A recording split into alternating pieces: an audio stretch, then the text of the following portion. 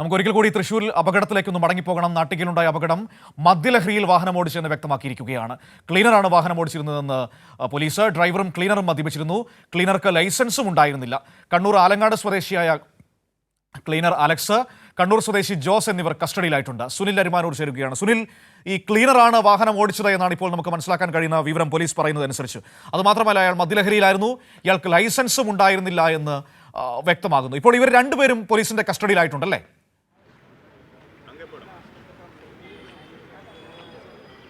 തീർച്ചയായും ഈ സംഭവവുമായി ബന്ധപ്പെട്ട് ലോറി ഓടിച്ചിരുന്നത് ക്ലീനർ അലക്സ് എന്ന് പറയുന്ന ആളാണ്. യഥാർത്ഥത്തിൽ ഡ്രൈവറായി നിയോഗിച്ചിരുന്നത് ജോസ് എന്ന വ്യക്തിയാണ്. പക്ഷേ ഇദ്ദേഹം ലോറിയിൽ കയറുമ്പോൾ തന്നെ മദ്യപിച്ച് ഉറങ്ങുകയായിരുന്നു എന്നാണ് പോലീസ് ഇപ്പോൾ നൽകുന്ന വിവരം.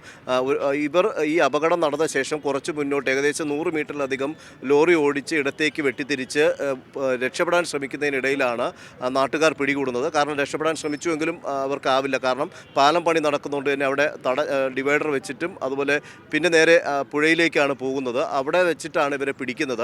അപ്പോൾ തന്നെ ഇവർ കൃത്യമായി ഈ മദ്യപിച്ചിരുന്നു എന്നുള്ള വിവരം പോലീസിന് മനസ്സിലാക്കി പോലീസ് തുടർന്ന് വൈദ്യപരിശോധന നടത്തുകയും ചെയ്തിരുന്നു. ഇതിൻ്റെ അടിസ്ഥാനത്തിൽ തന്നെയാണ് ഇത്തരത്തിൽ ഇപ്പോൾ ഇക്കാര്യം വളരെ വ്യക്തമായി മനസ്സിലാക്കാൻ സാധിച്ചിട്ടുള്ളത്. ഇതിൽ മറ്റൊരു പ്രധാനപ്പെട്ട കാര്യം മനു ഇപ്പോൾ പറയാനുള്ളത്, ഈ ആശുപത്രിയിലുള്ള 6 പേരിൽ 3 പേരുടെ നില ഗുരുതരമായി തുടരുകയാണ് എന്നാണ് ഇപ്പോൾ അല്പം മുമ്പ് DYSP VK രാജു നമ്മളോട് പറഞ്ഞത്. ഈ അപകടം നടന്നത് വലിയ രീതിയിലുള്ള ഒരു കാരണം കൊലപാതകത്തിൻ്റെ രീതിയിൽ തന്നെയാണ് ഇപ്പോൾ കേസ് രജിസ്റ്റർ ചെയ്തിട്ടുള്ളതെന്നാണ് പറയുന്നത്. കാരണം ഈ ഡിവൈഡർ ഇടിച്ചു, അതിനുശേഷം ഇവരെ കയറ്റി ഇറക്കുന്നു, എന്നിട്ട് വാഹനം നിർത്താതെ പോകുന്നു. അതിനുശേഷം നാട്ടുകാർ ആണ് ഇവരെ ചേർന്ന് വാഹനം തടഞ്ഞ് പിടികൂടുന്ന രീതിയിലേക്ക് കാര്യങ്ങൾ കൊണ്ടുപോയതുകൊണ്ട് തന്നെ ഇത് കൃത്യമായി ഒരു വധശ്രമം എന്നുള്ള രീതിയിൽ തന്നെയാണ് പോലീസ് നടപടികൾ സ്വീകരിച്ചിട്ടുള്ളത്.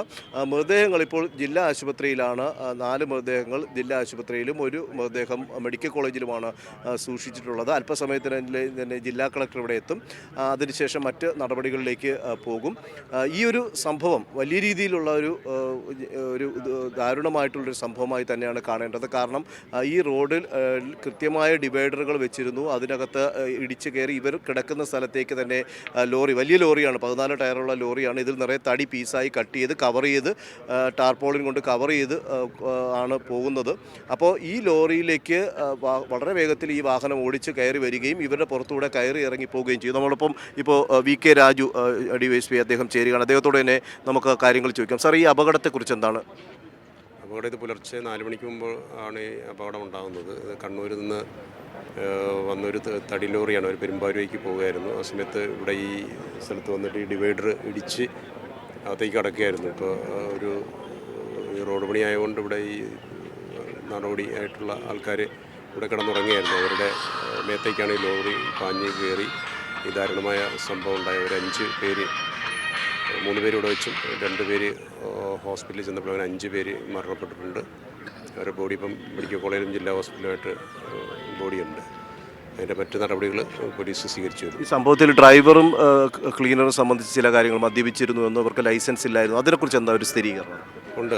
നമ്മളത് വൈദ്യപരിശോധന നടത്തിയിട്ടുണ്ട്. വൈദ്യപരിശോധനയിൽ മദ്യപിച്ചിട്ടുള്ളതായിട്ട് മനസ്സിലാകുന്നുണ്ട്. ഈ വാഹനം ഓടിച്ചിരുന്നത് ക്ലീനറാണ്. ഇതിൻ്റെ മറ്റ് തുടർ നടപടികൾ ഇനി നാട്ടിൽ ഇവർ അതർ സംസ്ഥാനത്താണെന്ന് തോന്നുന്നു. ഇവരെക്കുറിച്ച് മറ്റു കൂടുതൽ വിവരങ്ങൾ ഈ മരിച്ചവരുടെയും പരിക്കേറ്റവരെ ഈ ഗോവിന്ദാപുരം സ്വദേശികളാണ്. നമ്മുടെ തമിഴ്നാട് ബോർഡർ ഗോവിന്ദാപുരം സ്വദേശികളാണ്.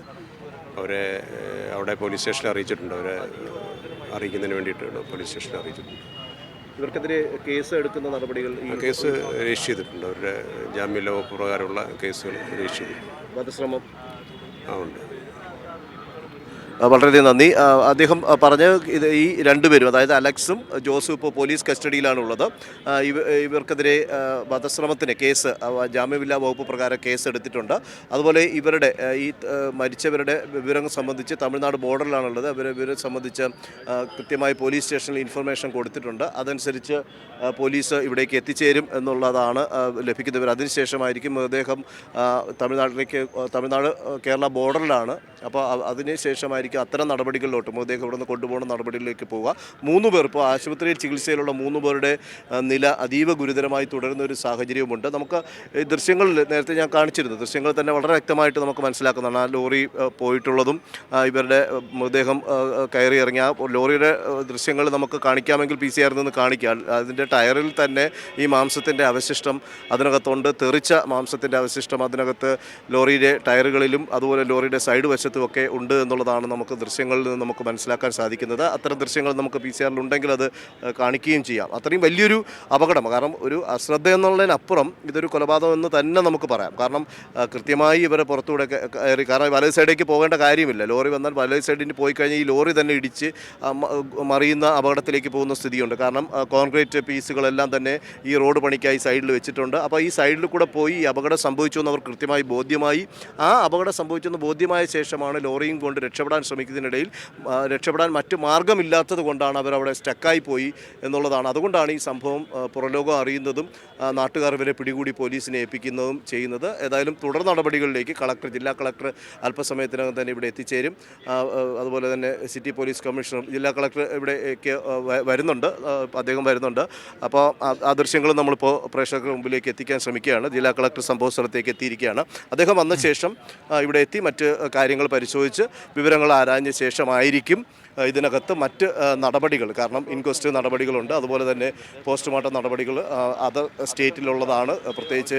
അപ്പോൾ അവരുടെ ബോഡി കൈമാറുന്നതുമായി ബന്ധപ്പെട്ട കാര്യങ്ങൾ, ഇത്തരം കാര്യങ്ങളൊക്കെ നമുക്ക് അത്തരത്തിലുള്ള ഒരു ഇതിൽ മാത്രമേ നമുക്ക് മനസ്സിലാക്കാൻ സാധിക്കുകയുള്ളൂ. അദ്ദേഹം ഇപ്പോൾ സംഭവ സ്ഥലത്തേക്ക് വന്ന് DYSPയിൽ നിന്ന് വിവരങ്ങൾ ആരായുകയാണ്. അതിനുശേഷം അദ്ദേഹം മാധ്യമങ്ങളോട് പ്രതികരിക്കും.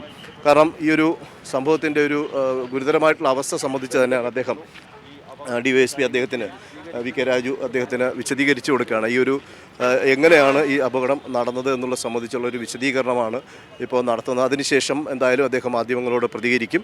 ഏതായാലും ഡിവൈഡർ തകർത്തുകൊണ്ട് ലോറി വളരെ വേഗത്തിൽ ഇടിച്ച് കയറി ഈ കിടന്നുറങ്ങിയവരുടെ പുറത്തൂടെ കയറി ദാരുണമായിട്ടുള്ള ഒരു സംഭവമായി മാറുകയും ഇതൊരു കൊലപാതകം തന്നെയെന്ന് പോലീസ് തന്നെ കൃത്യമായി നിഗമനത്തിലെത്തി നടപടികൾ സ്വീകരിച്ചിരിക്കുന്ന ഒരു സാഹചര്യമാണ് ഇപ്പോൾ ഉണ്ടായിരിക്കുന്നത്. തൃശ്ശൂർ ജില്ലാ കളക്ടറാണ് ഇപ്പോൾ ഈ സംഭവ സ്ഥലത്ത് കൂടുതൽ വിവരങ്ങൾ ആരായുന്നതിൻ്റെ ഭാഗമായിട്ട് വന്നിട്ടുള്ളത്. ഇവിടെ നാട്ടികയിലെ MLA ഉണ്ട്, മുകുന്ദൻ, CC മുകുന്ദനുണ്ട്, അതുപോലെ തന്നെ മുൻ മന്ത്രി കൂടിയായ VS സുനിൽകുമാറൊക്കെ ഉണ്ട്.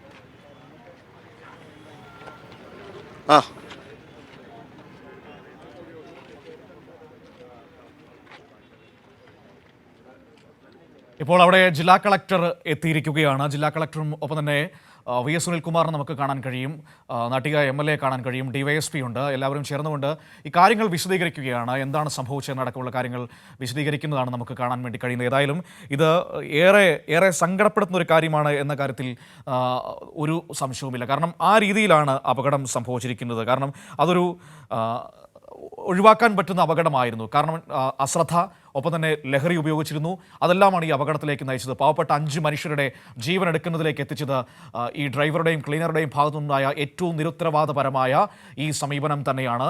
ശക്തമായ നിയമ നടപടി ഈ വിഷയത്തിൽ ഉണ്ടാകുമെന്നാണ് നമുക്ക് മനസ്സിലാക്കാൻ കഴിയുന്നത്. ഇപ്പോൾ തന്നെ അടിയന്തരമായ റിപ്പോർട്ട് സമർപ്പിക്കാൻ ഗതാഗത മന്ത്രിയുടെ നിർദ്ദേശം വന്നിട്ടുണ്ട്. ഗതാഗത കമ്മീഷണറോടാണ് ഇപ്പോൾ റിപ്പോർട്ട് തേടിയിരിക്കുന്നത്. വളരെ അതായത് ഈ വണ്ടി ഓടിച്ചിരുന്നത് ക്ലീനറായിരുന്നു. അയാൾക്കാകട്ടെ ഡ്രൈവിംഗ് ലൈസൻസ് പോലും ഉണ്ടായിരുന്നില്ല എന്നാണ് നമുക്ക് മനസ്സിലാക്കാൻ കഴിയുന്നത്. ഇവർ രണ്ടുപേരും, ഡ്രൈവറും ക്ലീനറും, മദ്യപിച്ചിരുന്നു. ഈ ക്ലീനർ കണ്ണൂർ ആലങ്ങാട് സ്വദേശിയായ അലക്സ് ആണ്. ഡ്രൈവർ കണ്ണൂർ സ്വദേശി ജോസ് ആണ്. ഇവർ രണ്ടുപേരും പോലീസിൻ്റെ കസ്റ്റഡിയിലുണ്ട്. ജോസ് മദ്യപിച്ച ശേഷം വാഹനത്തിൽ കിടന്നുറങ്ങുകയായിരുന്നു. ആ സമയത്താണ് മദ്യലഹരിയിലായിരുന്ന ക്ലീനറായ അലക്സ് വണ്ടി ഓടിച്ചു വന്നതും ഈ ഡിവൈഡർ, ഈ ബാരിക്കേഡ് തകർത്തുകൊണ്ട് വാഹന ഗതാഗതം അനുവദിക്കാത്ത ഭാഗത്തേക്ക് കയറി ഉറങ്ങിക്കിടന്നിരുന്ന മനുഷ്യരുടെ മുകളിലൂടെ വാഹനം ഓടിച്ച് കയറ്റിയതും. അങ്ങനെ അവരുടെ ഭാഗത്തുനിന്നുണ്ടായ ഏറ്റവും നിരുത്തരവാദപരമായ സമീപനമാണ് 5 പാവപ്പെട്ട മനുഷ്യരുടെ ജീവനെടുത്തത്.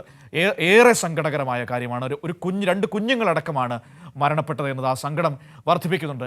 ഏതൊരു ജീവനും വിലപ്പെട്ടതാണ്. പക്ഷേ 2 കുഞ്ഞുങ്ങൾ കൂടി അതിൽ ഉൾപ്പെട്ടു എന്ന് പറയുമ്പോൾ അതിൻ്റെ സങ്കടം അതൊരു തീരാത്ത നോവായി നമ്മുടെ മുന്നിൽ നിൽക്കുകയാണ്.